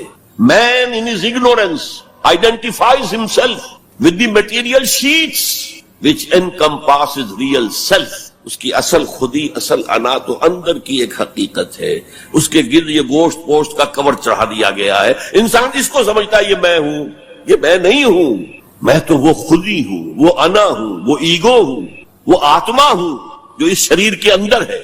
یہ تصور جس قدر سٹرونگ ہے ہندو مت کے اندر، انہیرنٹ ہے اسلام میں بھی، اور آج کی دنیا اسی کے خلاف تو جا رہی ہے. The world is world of better only. What is beyond better we don't care. Because وہ ہماری جو ہے حواس خمسہ کی گرفت میں آتا ہی نہیں. ہم اس کو کیسے سٹڈی کریں؟ ہم تو چیزوں کو دیکھتے ہیں، سنتے ہیں، چکھتے ہیں، چھوتے ہیں، سونگھتے ہیں، نتیجے نکالتے ہیں. تو یہ دنیا ورلڈ آف بیٹر تو جو ہے ہمارا میدان ہے انکوائری کا، تفتیش کا، تحقیق کا. لیکن یہ کہ وہ ماورائے مادہ، ماورائے طبیعت، میٹا فزکس، اس سے ہمیں کوئی دلچسپی نہیں ہے. خدا یا نہیں ہے، ہوگا. یہ کائنات تو ہے نا، روح کوئی ہے یا نہیں ہے کس نے دیکھی؟ جسم تو ہے نا. آخرت کوئی ہے یا نہیں ہے؟ یہ دنیا تو ہے نا. تو جو ہے، جو واقعہ ہے، جو ریئلزم اسی کا نام ہے، جو ریئل ہے، اس تک اپنی توجہ محدود رکھو. جو مذہب کے ایسنس کے خلاف ہے، اس مذہب میں ہندو مت اور اسلام مشترک. وہ ایسنس آف مذہب، روح اور روحانیت. نمبر 2، ہندو اسکرپچرز کا اگر مطالعہ کیا جائے ان کی اصل زبان میں، اور سملیرٹیز جو ہیں اسلام میں اور ہندوازم میں، ان کو واضح کیا دلائل کے ساتھ، حوالوں کے ساتھ، اور ان کو ہائی لائٹ کیا جائے. اختلافات اگر ہیں وہ بھی ہیں، لیکن سملیرٹیز کیا کیا ہیں. یہ کام میرے علم میں آیا تھا کچھ عرصے سے. مولانا محمد منظور نعمانی جو لکھنؤ والے ہیں، ان کے صاحبزادے کر رہے ہیں، اور مجھے خوشی ہوئی تھی. اب جو کچھ کیا ہے ذاکر نائک صاحب نے، وہ اتفاقی ہے کہ میں ٹیلی ویژن کھولا ہوا تھا، اس میں ان کا پروگرام آیا، میں نے پورا دیکھا ہے. وہ سملیرٹیز بٹوین ہندوازم اینڈ اسلام. اب میں اپریشیٹ کرتا ہوں، یہ کام کرنے کا ہے جو ہم نے نہیں کیا بدقسمتی سے. ہم نے یہاں آ کر یہاں کے لوگوں کے ذہن کو پڑھنے کی کوشش نہیں کی. ہم نے تو ان پر حکومت کی ہے. اللہ خیر صلی اللہ.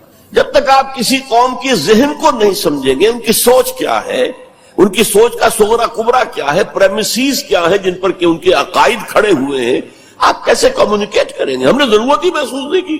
Y to communicate? ہمارے پاس طاقت ہے، we have brute force and we can govern them, that's آل.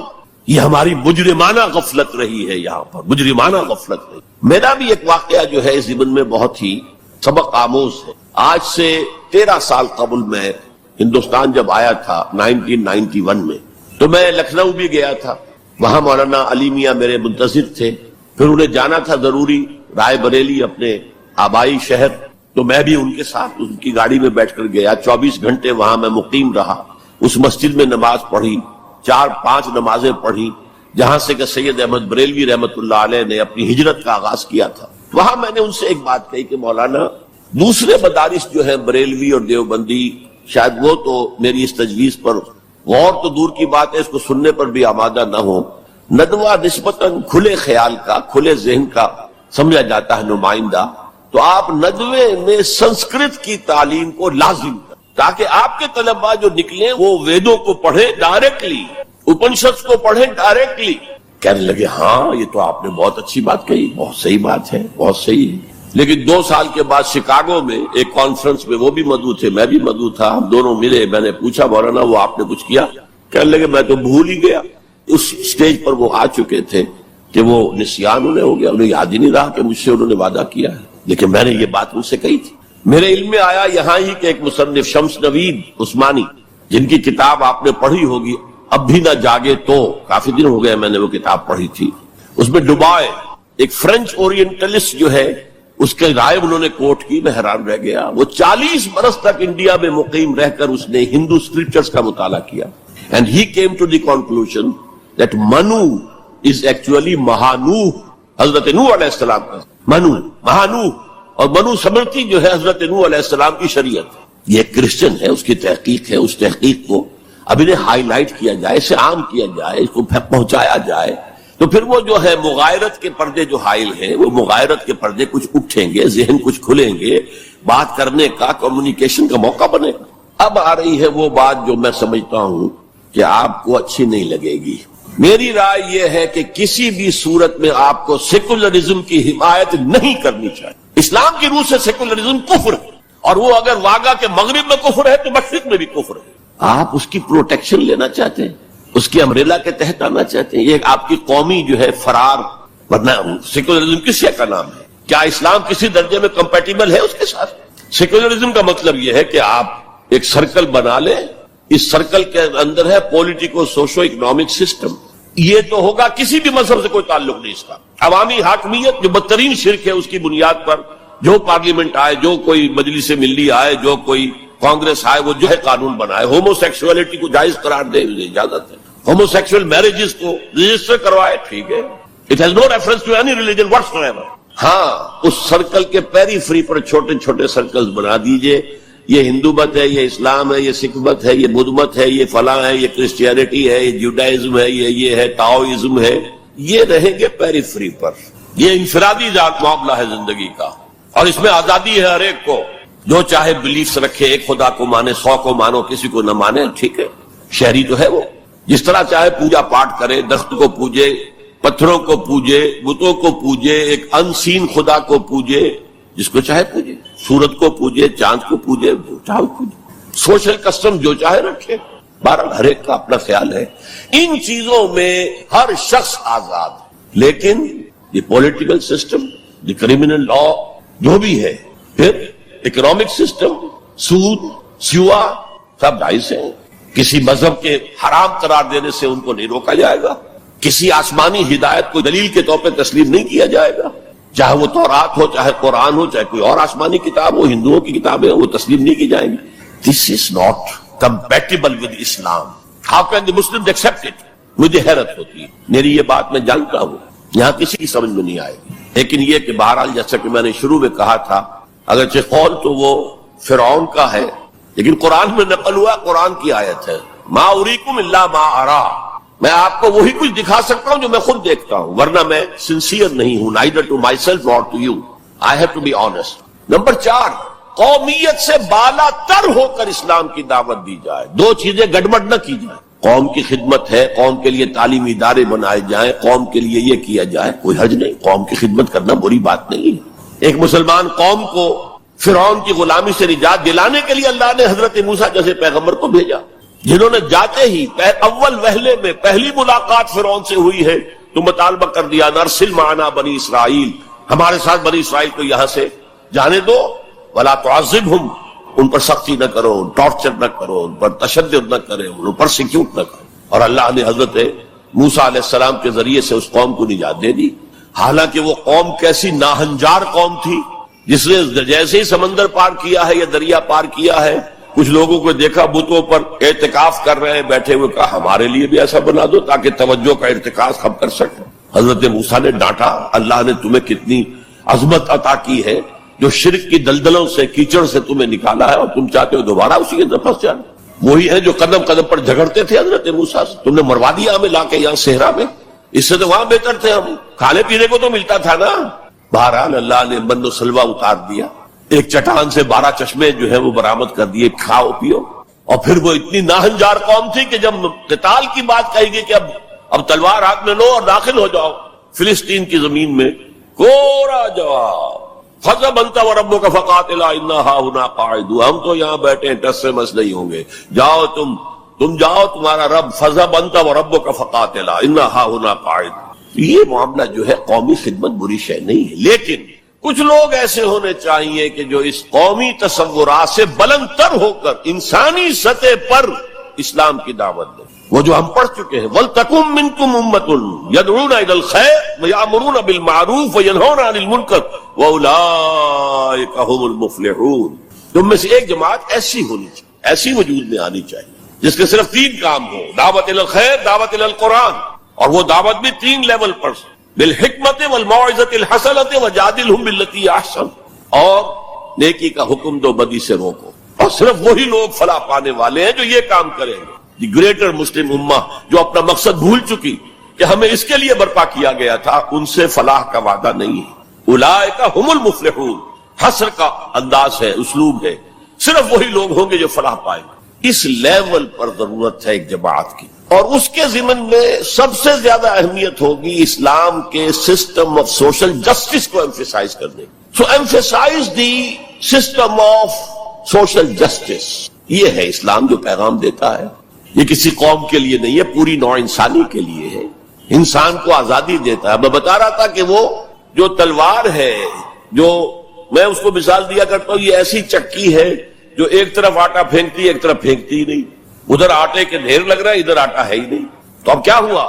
تلوار نے ادھر کاٹا، عیاشی، بدماشی، فضول خرچی، نمود و نمائش پہ پیسہ خرچ کرنا، جس سے آگ لگ جائے ہیو ناٹس کے دلوں کے اندر، پھر ان میں محبت پیدا ہوگی آپ کے لیے، یہ نفرت پیدا ہوگی، عداوت پیدا ہوگی، بغض پیدا ہوگی۔ اور دوسری طرف جو بھوکے ہیں وہ حیوانوں کی سطح پر آ جائیں گے، وہ گویا کہ beasts of burden، وہ انسان نہیں رہتے، they are at a lower level than the human beings, they become like animals۔ اور حدیث نبوی ہے کہ قاد الفقر ان یکون کفرا، فقر جو ہے وہ تو قریب ہو لے آتا انسان کو کفر کے۔ دنیا نے تیری یاد سے بیگانہ کر دیا، تجھ سے بھی دل فریب ہے غم روزگار کے، یہ روزی کا جو غم ہے، کہاں تجھے پوجے، کہاں تیری عبادت کریں، کہاں تجھ سے لو لگائیں، ہمیں 2 وقت کی روٹی کے لیے، اور وہ بھی سوکھی سی کچھ ملتی ہے، اور دن کتنی پورے دن بھر کی کمر توڑ دینے والی مشقت ہم کرتے ہیں۔ تو اسلام کی دعوت جو ہے، نمبر 1 یہ قومیت سے بالا تر ہونی چاہیے، گڑبڑ نہ کرے، ایک ہی جماعت یہ دونوں کام نہ کرے، ورنہ سمجھا جائے گا کہ یہ بھی اصل میں اپنی قومی بالا تری اور بالا دستی کے لیے کام کر رہا ہے۔ اپنی پرائرٹیز فکس کر لے، اگر اسلام کے لیے کام کرنا ہے تو قومی سطح سے بالا تر ہو جائے، اور اصولی سطح پر اسلام کی دعوت دیں، اور اسلام کے system of political justice, social justice, economic justice کو نمایاں کریں۔ ان تمام چیزوں کے پیش نظر میں ایک بات، بہت بڑی بات کہہ رہا ہوں۔ حضور کی ایک حدیث ہے، مجھے مشرق کی طرف سے ٹھنڈی ہوا آ رہی ہے۔ اقبال نے جب ترانہ ہندی لکھا تھا اس میں کوٹ کیا تھا، میرے عرب کو آئی ٹھنڈی ہوا جہاں سے، میرا وطن وہی ہے، میرا وطن وہی۔ کیا جب ہم بہرحال اپنی جگہ پر سمجھ رہے تھے، رب بھی ہے امید کہ کسی طرح اللہ ہمیں توفیق دے دے، پاکستان میں وہ نظام قائم کر دے جو پوری انسانیت کے لیے ایک مینارہ نور بن جائے۔ یہی باتیں اقبال نے کہی تھی، میں کوٹ کر چکا ہوں کہ ڈیسٹنی ہے، تقدیر مبرم ہے کہ ہندوستان کے شمال مغرب میں ایک آزاد مسلمان ریاست قائم ہوگی، اور اگر ایسا ہو گیا تو ہمیں موقع مل جائے گا کہ اسلام کے چہرے سے جو بدنما داغ اور دھبے دور ملوکیت میں پڑ گئے تھے انہیں ہٹا کر جاگیرداری آ گئی تھی، دور ملوکیت میں سرمایہ داری آ گئی تھی۔ ابلیس کی مجلس شورا میں ابلیس سے کہلوایا ہے اقبال نے، ابلیس کی زبان سے وہ اپنا پیغام دے رہا ہے، جانتا ہوں میں یہ امت حامل قرآن نہیں ہے، وہی سرمایہ داری بندہ مومن کا دین، جانتا ہوں میں کہ مشرق کی اندھیری رات میں بے ید بیضا ہے پیران حرم کی آستین۔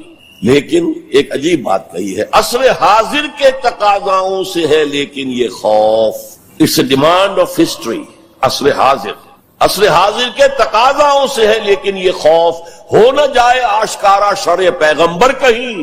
عصر حاضر کے تقاضے سمجھ لیجئے، کیپٹلزم کے رد عمل میں کمیونزم پیدا ہوا تھا، اب کمیونزم مر گیا ہے، اب کیپٹلزم بغلے بجا رہا ہے۔ ثابت ہو گیا کہ ہمارا نظام liberal secular democracy and capitalism based on free market and interest and every thing, یہ بہترین نظام ہے، اس سے بہتر کوئی نظام نہیں ہے۔ دیکھ لو وہ مرا پڑا ہوا کمیونزم، اس کی قبر بن گئی ہے، جس پر کہ پھر ہنٹنگٹن نے کہا نہیں میرا بھائی اسے غلطی لگ رہی ہے، فوکویاما کو، ابھی کلیش آف سیویلائزیشنز ہونا ہے، ہوگا۔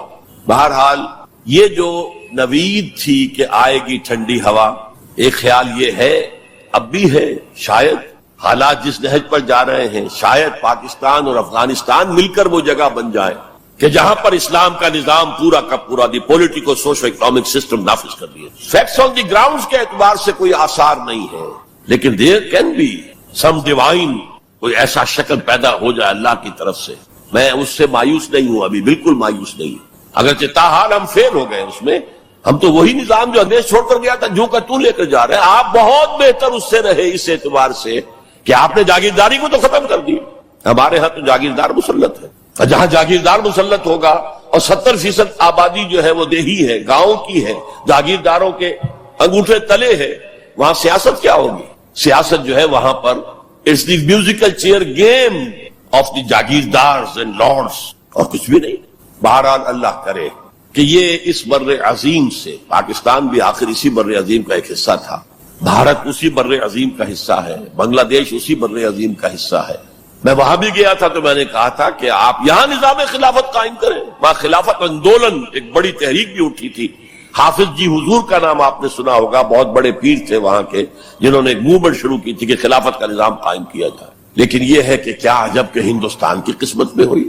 شمس نوید عثمانی صاحب نے جو بات کہی ہے وہ قابل غور یقیناً ہے، اگرچہ مجھے پڑھے ہوئے اس کتاب کو بہت دن ہو گئے ہیں، لیکن مجھے امید ہے کہ جو بات میں کہنے چلا ہوں وہ ان کی طرف غلط منسوب نہیں ہوگی، لفظی طور پر کوئی غلطی ہو سکتی ہے۔ انہوں نے یہ لکھا تھا کہ امت مسلمہ کی قیادت پہلے ملی ہے سامی النسل لوگوں کو، یہ میں آپ کو بتا چکا ہوں۔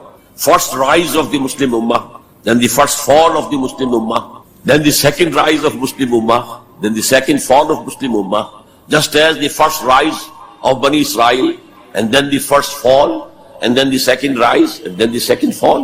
The first rise of the Muslim Ummah was under the leadership of the Arabs. Who are these Arabs? Sami, Semitic.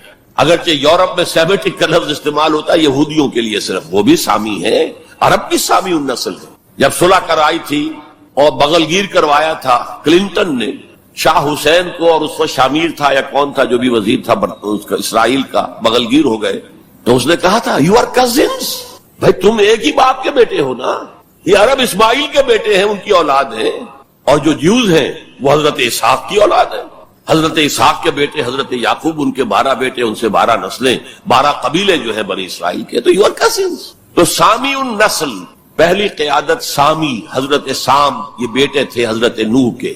Second rise of the Muslim Ummah was under the leadership of the Turks. They are the progeny of Yafis علیہ السلام۔ انہی کے بیٹوں میں گوگ اور Magog کا نام بھی آیا ہے تورات میں، جوج اور ماجوج۔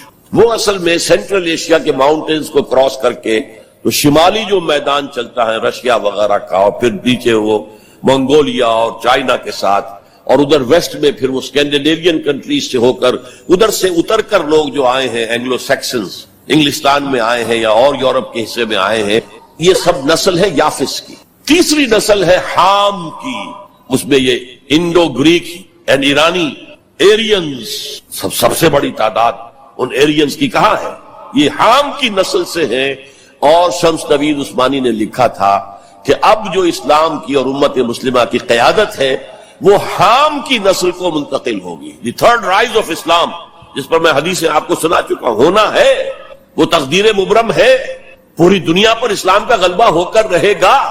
علامہ اقبال نے کس خوبصورتی سے کہا ہے، ہر کو جا بینی جہان رنگ و بو، تم جہاں کہیں بھی رنگ و بو کا منظر دیکھتے ہو، خوشنمائی، خوشبو، اچھی بات، اعلیٰ قدریں، ہر کو جا بینی جہان رنگ و بو، زاں کے از وہ آیت آرزو، جس سے کہ آرزو پیدا ہوتی، امنگ پیدا ہوتی۔ یا ز نور مصطفیٰ اورا بہاس، یا ہنوز اندر تلاش مصطفیٰ، یا تو حضرت محمد مصطفیٰ صلی اللہ علیہ وسلم سے وہ نور مستعار لیا گیا ہے۔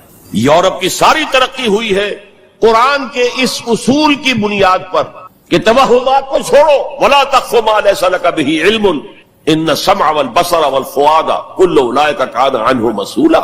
حقائق پر نظر جو ہے وہ جماؤ، اور جسے کہتے ہیں استقرائی منطق۔ ایک لاجک جو ہے وہ ہے ڈیڈکٹیو لاجک، ایک ہے انڈکٹیو لاجک، انڈکشن۔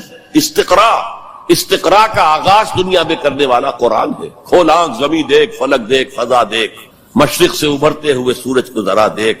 ان فی خلق السماوات والارض واختلاف اللیل والنہار والفلک التي تجری فی البحر بما ينفع الناس وما انزل اللہ من السماء من ماء فاحیا به الارض بعد موتها وبث فیہا من کل دابۃ وتصریف الریاح والسحاب المسخر بین السماء والارض لآیات لقوم یعقلون۔ یہ پوری کائنات اللہ کے سائنس، اللہ کی علامات، اللہ کی آیات سے بھری ہوئی۔ یہ سارا نقطہ نظر ہے جس نے سائنس کو بنیاد بنایا ہے، سائنس کو کہ وہ توجہ منعطف کرائی۔ اور یہ اصل میں پہلے بھی کہہ چکا ہوں، غرناطہ، تولیتلا جو ٹولینو کہلاتا ہے، قرطبہ جو آج کورڈووا کہلاتا ہے، غرناطہ جو آج گرناڈا کہلاتا ہے، اس کی یونیورسٹیوں سے پڑھنے کے لیے آتے تھے۔ یہ فرانس کے لوگ چلے آ رہے ہیں، یہ جرمنی کے نوجوان چلے آ رہے ہیں، یہ اٹلی سے آ رہے ہیں۔ انہی کے زیر اثر رینائسنس ہوا، احیاء العلوم، فلسفہ اور سائنس دونوں کی طرف جو ہے توجہ ہوئی، اور انہی کے زیر اثر اصلاح مذہب، ریفارمیشن، جسے کہ یہودیوں نے ایک خاص ٹرم دے دیا۔ یہ ایک علیحدہ موضوع ہے، اس وقت میری گفتگو کا موضوع یہ نہیں ہے۔ بہرحال ہو سکتا ہے کہ ہندوستان ہی وہ جگہ بن جائے۔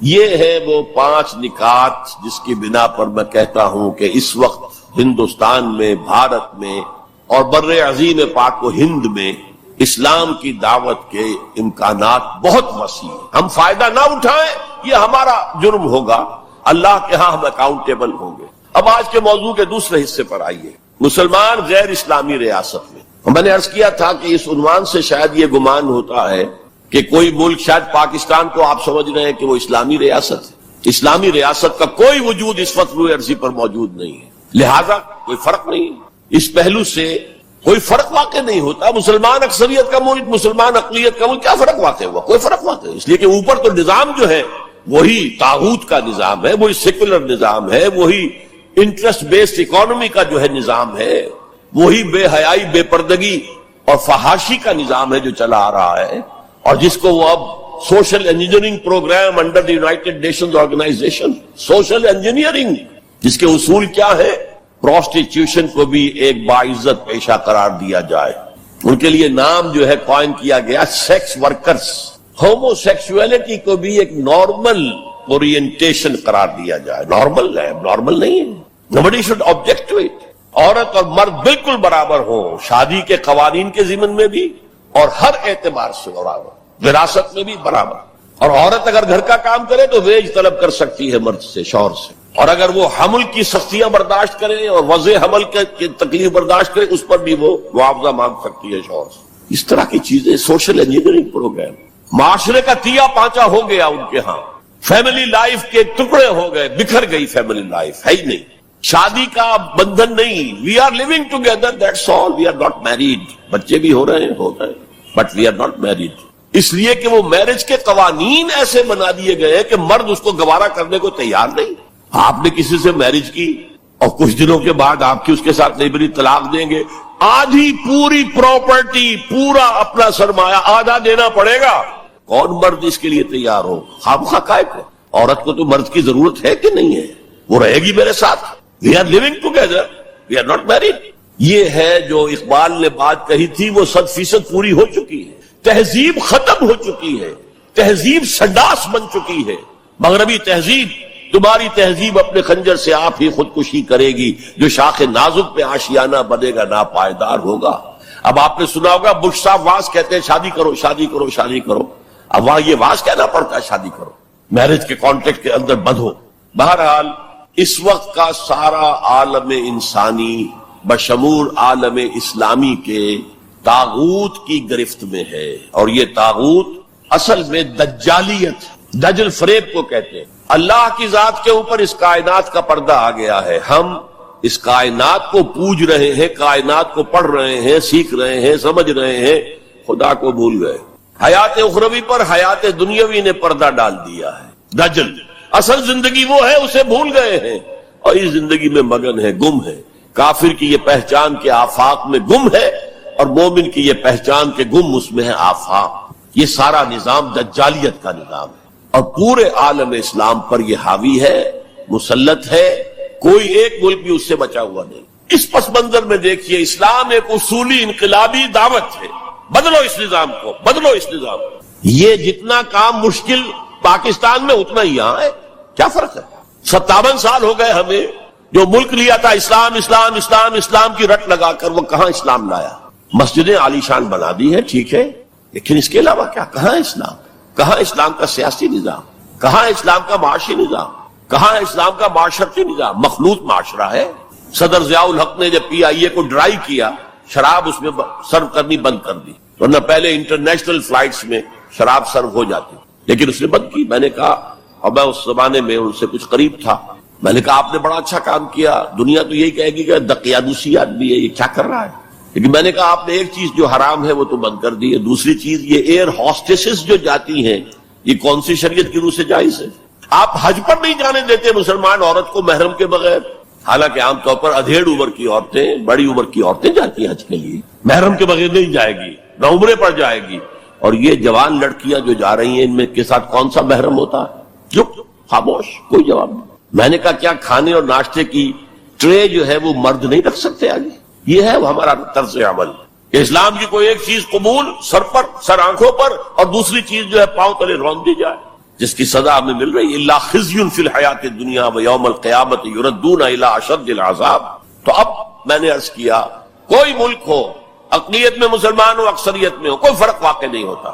ہر جگہ پر اسلام کو ایک اصولی انقلابی دعوت کی حیثیت سے پیش کیا جائے. نمبر 3, اکثریت اقلیت کا مسئلہ تو اس سے حل ہوتا ہے کہ ہمارے لیے اسوہ کامل ہے محمد رسول اللہ کی ذات مبارکہ. وہ تو اکیلے تھے جب انہوں نے کام شروع کیا تھا. آپ کی اہلیہ حضرت خدیجہ رضی اللہ تعالی عنہ, آپ کے دوست پرانے ابو بکر رضی اللہ تعالی عنہ, آپ کے چچا بھائی جو آپ ہی کے زیر تربیت تھے وہی رہ رہے تھے.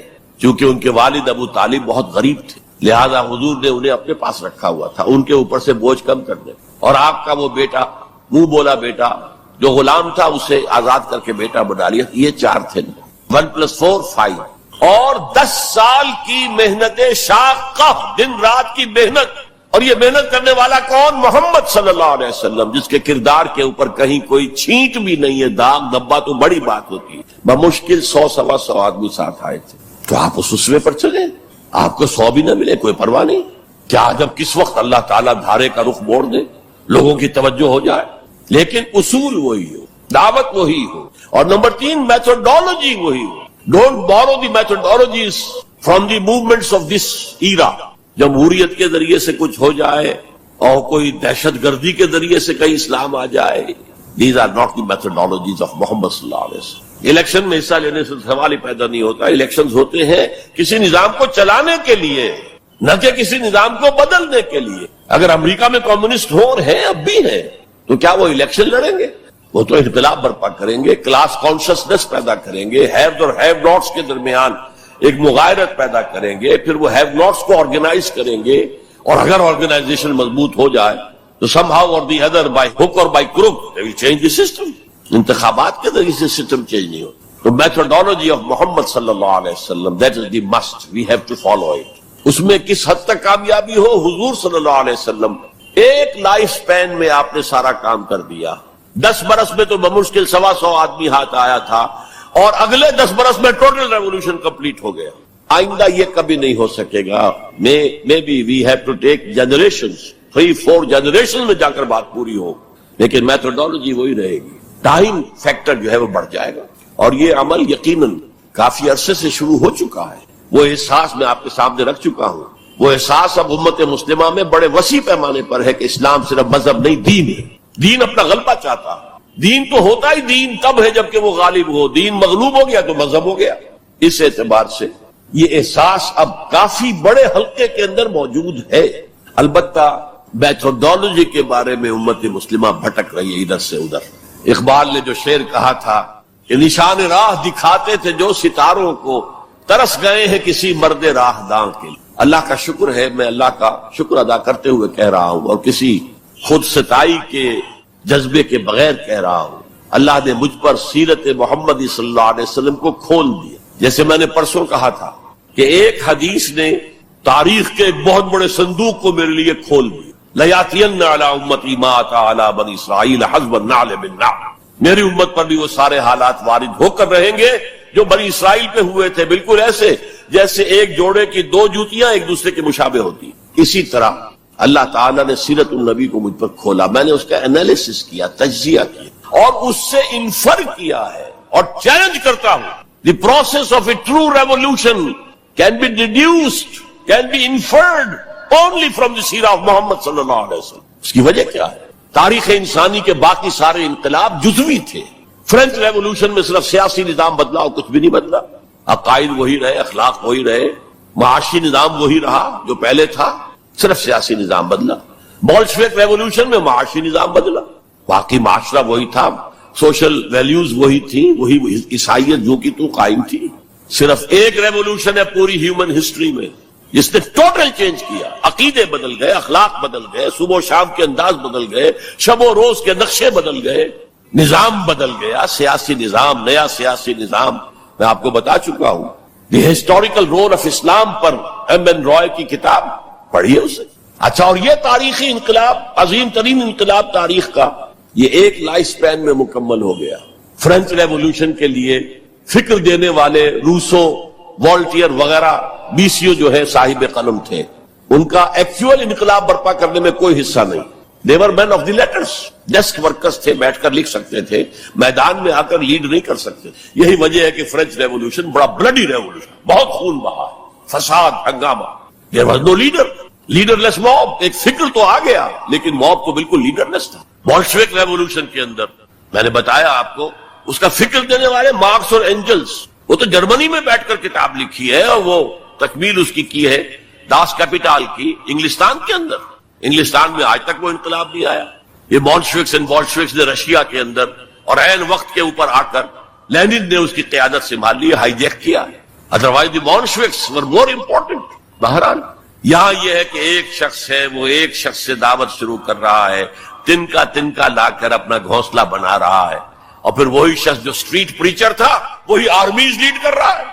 تو methodology of a revolution can be deduced only, the only source if you want to know what is the methodology of a true revolution, the only source is the seerah of Muhammad صلی اللہ علیہ وسلم. اور جیسا کہ میں نے آپ کو بتایا تھا حدیث نبوی کہ حضور نے 5 ادوار گنوائے تھے اپنے دور سے لے کر دور نبوت، دور خلافت علی منہاج النبوہ، جسے ہم خلافت راشدہ کہتے ہیں. حدیث میں لفظ ہے خلافہ علی منہاج النبوہ، نبوت کے نقش قدم پر خلافت. پھر تیسری کاٹ کھانے والی ملوکیت، چوتھی غلامی والی ملوکیت، جبکہ انگریزوں کے غلام ہو گئے، فرانسیسیوں کے غلام ہو گئے، اطالویوں کے غلام ہو گئے، اسپینیئرز کے غلام ہو گئے، ڈچ کے غلام ہو گئے، پورچوگیز کے غلام ہو گئے. اور اس کے بعد آپ نے فرمایا پھر خلافت علی منہاج النبوت کا دور آئے گا. اور اس کے ضمن میں امام مالک رحمۃ اللہ علیہ کا ایک بڑا ذری قول ہے، لن يصلح آخر هذه الامه الا بما صلح به اولها. اس امت کے آخری حصے کی، آخری حصہ کون سا ہوگا؟ خلافت علی منہاج النبوہ. آخری حصے کی اصلاح ہرگز نہیں ہو سکے گی مگر اسی طریق پر جس طریق پر کہ پہلے حصے کی اصلاح ہوئی، طریق محمدی صلی اللہ علیہ وسلم. ہم جب دیکھتے ہیں محمد کا نقشہ مکے میں صلی اللہ علیہ وسلم، تو وہ نبی تھا یا نہیں تھا یہ تو علیحدہ ہے، لیکن نبیوں کا سا نقشہ ہے. درویشی ہے، لوگ گالیاں دے رہے ہیں، کوئی پاگل کہہ رہا ہے، وہ دعائیں دے رہے ہیں، پتھراؤ کیا جا رہا ہے، وہ پھر بھی بد دعا نہیں دیتے. درویشی، دعوت، تبلیغ. جیسے مسیح کبھی وہاں گئے واس کر رہے، کبھی وہاں گئے واس کر رہے، کبھی وہاں گئے واس کر رہے، ایسے حضور اسٹریٹ پریچنگ بھی کر رہے ہیں. جو میلے ہوتے تھے، بازار لگتے تھے، ان میں جا کے تبلیغ کرتے تھے، تقریریں کرتے تھے. تو یہ نقشہ تو ہے، نقشہ یہ تو ہے. وہ تھے یا نہیں تھے اس کو چھوڑ دو، لیکن یہ نقشہ جو ہے نبیوں کا ہے. بٹ ہیئر ہی فیلڈ، اور ان کے کہنے کے مطابق he had to run away, to flee. They call it the flight to Medina. ہجرت نہیں کہتے وہ، فلائٹ، فرار. لیکن اب مدینے میں جا کر تو absolutely new Muhammad comes in our eyes. He is the commander of army. He is a statesman. He is the ruler of a government. He is a statesman. There he succeeded. Muhammad failed as a prophet, but succeeded as a statesman. चुनाचे इसी को, इस तजाद को highlight करने के लिए मंटगोमरी what, professor मंटगोमरी what, उसने 2 किताबें लिखी सीरत पर, Mohammad eight Mecca, Mohammad eight Medina, to highlight the difference, the contradiction. और मोहम्मद एट मदीना के अंदर उसने जितने भी हो सकते थे तारीफ के कलिमात, तारीफ के औसाफ और उनकी सुपरलेटिव डिग्रीज इस्तेमाल कर ली। मामला फहमी, दूर अंदेशी, इंसान शनासी, मौका शनासी, हर शय के एतबार से मोहम्मद बहुत टॉप पर, बहुत टॉप पर। कितनी बड़ी बात की जाते ही यहूदियों को जकड़ लिया एक मुआहिदे के अंदर, मिसाके मदीना के अंदर, तो उसकी सारी तारीफ करते। इसलिए मुसलमान भी धोखा खाते कि ये तो हुजूर का बहुत तारीफ करने वाला है। जनरल जियाउल हक साहब ने हमारे यहाँ जब सीरत के जलसे शुरू किए थे, तो जो मरकजी जलसा सीरत का इस्लामाबाद में शुरू किया था, उसमें उसको बुलाया था एज ए स्पीकर। हालांकि वो असल में 2 किताबों के जरिए ये कंट्राडिक्शन को हाईलाइट कर रहा है कि मोहम्मद मदीने वाला कुछ और है, मक्के वाला कुछ और है, सल्लल्लाहु अलैहि वसल्लम। बहरहाल मैंने उसमें इस तजाद को रफा किया है कि ये एक रेवोल्यूशनरी प्रोसेस के मुख्तलिफ तकाजे हैं, मुख्तलिफ स्टेजेस हैं, और उनके अंदर बड़ी हिकमत है। ये किताब मैं नहीं कह सकता यहाँ है या नहीं है। बहरहाल उम्मीद है कि अब कुछ न कुछ हालात जिस तरफ जा रहे हैं ताल्लुकात की बहाली पर, तो किताबों का आना जाना जो है आसान हो जाएगा। उसका मुताला करके फिर समझना चाहिए। अब मैं आखिर में अल्लामा इकबाल के 2 शेर जो हैं, मेथोडोलॉजी ऑफ मोहम्मद को जिसने समराइज कर दिया है, अल्लाह ताला के साथ अपना एक मुकालमा नकल करते हैं। किस कैफियत में होंगे, क्या किस आलम में होंगे जब ये शेर कहे, गुफ्तन जहाने मां आया बे तुम्ही साजत। अल्लाह ने मुझसे कहा है इकबाल, हमने तुम्हें जिस दुनिया में भेजा है वो तुम्हें अच्छी लगी, अच्छी है, साजगार है तुम्हारे लिए। गुफ्तम के नमी साजत। मैंने कहा नहीं, मुझे पसंद नहीं, ये तो रिप्रेसिव है, ये एक्सप्लॉयटेटिव है। एक और शेर है उनका उर्दू का, तू कादिर व आदिल है मगर तेरे जहां में है तल्ख बहुत बंदा मजदूर के औकात। तो मुझे तो पसंद नहीं है ये दुनिया। गुफ्तम के नमी साजत, गुफ्तंज के बरहम जन, अच्छा तोड़ दो इसको, फोड़ दो, खत्म कर दो इसको। और कैसे करो? 2 मिसरों में, बानशाए दरवेशी दरसाज व दमादम जन। पहला मरहला दरवेशी का है, दावत का है, तबलीग का है।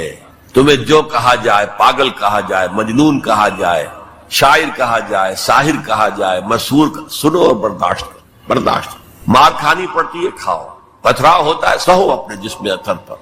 बानशाए दरवेशी दरसाज व दमादम, बुदमत के भिक्षु बन जाओ, लेकिन क्यों पुख्ता शवी, जब पुख्ता हो जाओ, तैयार हो जाओ, मोतदबे तादाद में लोग तुम्हें मिल जाए, वो मुनज्जम हो, वो समोतात की पाबंदी करते हो, वो अपने वजूद पर अपने घर में इस्लाम नाफिज कर चुके हो, अगर ये ताकत हासिल हो जाए, जो पुख्ता शवी खुदरा बर सल्तनत जमजन, तो अपने आप को सल्तनत जम के साथ टकरा दो।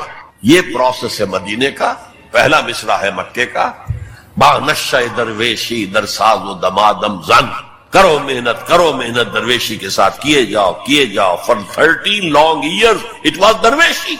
सहाबा को मना कर दिया गया था, तुम कोई जवाब नहीं दोगे, no retaliation, no raising of hands even in self defence. बानशाए दरवेशी दरसाज व दमादम जन, क्यों पुख्ता शवी खुदरा बर सल्तनत जमजन। अब तुम्हें इस अल्लाह की हुकूमत कायम करनी है, सल्तनत जम से टकरा जाओ, तोड़ फोड़ दो, बरहम जन, तोड़ फोड़ कर रख दो उस गलत निजाम। ये है तरीके मोहम्मदी 2 मिसरों के अंदर।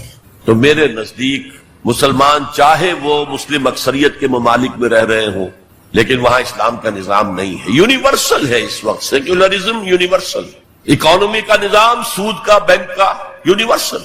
तहजीब वो मखलूत तहजीब जिसमें शर्म, हया, इफ्फत, इस्मत के तसव्वुरात अब उड़ जाएंगे, इवेपोरेट हो जाएंगे, खत्म हो जाएंगे। ये कोई दिन की बात है। मर्द होशमंद इकबाल ने कहा था, गैरत न तुझ में होगी न जन ओट चाहेगी।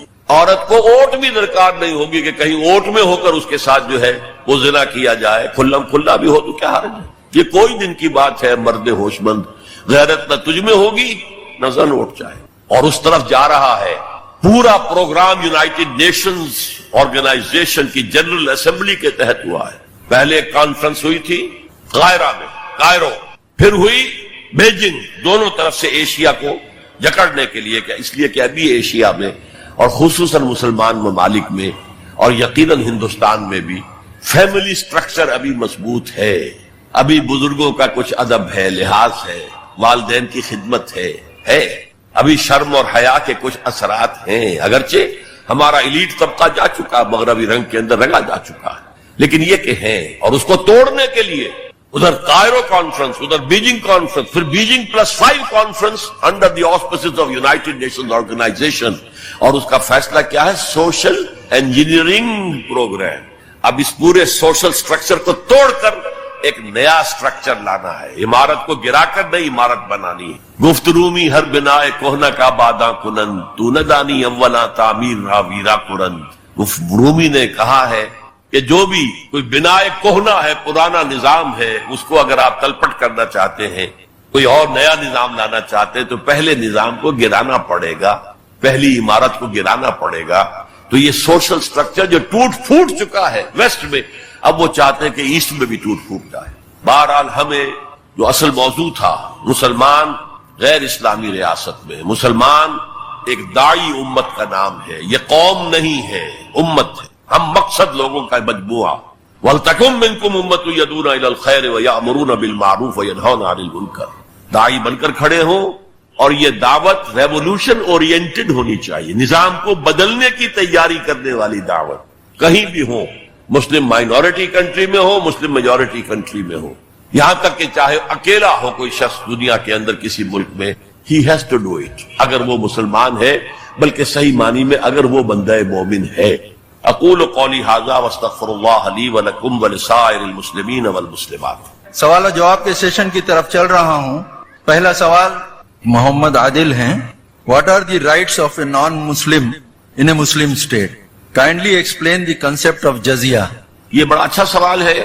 میں مسلم اسٹیٹ کا تو نہیں کہتا، اس لیے کہ وہ تو آج کل اس سے سیکولر نظاموں پر چل رہے ہیں، ایکول سٹیزن شمار ہوتے ہیں، لیکن اسلامک اسٹیٹ میں یہ ہے کہ نان مسلم ول بی مائنورٹیز۔ جیسے میں نے کہا، یہاں مسلمانوں کو مائنورٹی اسٹیٹس اپنے لیے قبول کر لینا چاہیے، کیونکہ آپ نے ایک علیحدہ قوم ہونے کے مطالبے پر اور دعوے پر آپ نے، یہ تو ہندوؤں کے لیے تو بھارت ماتا اتنا ہی متبرک تھا جتنا کہ گو ماتا، آپ نے اس کے ٹکڑے کرا دیے، اور اس میں بڑا ہاتھ آپ لوگوں کا ہے، آپ کے آباء و اجداد کا ہے، ہندوستان کے رہنے والوں کا۔ مسلم لیگ کی قیادت بیسیکلی مائنورٹی پروونسز سے تھی۔ بہرحال ایک اسلامی ریاست میں غیر مسلم اگرچہ ایکول سٹیزن نہیں ہوگا، پروٹیکٹڈ مائنورٹی ہوگا۔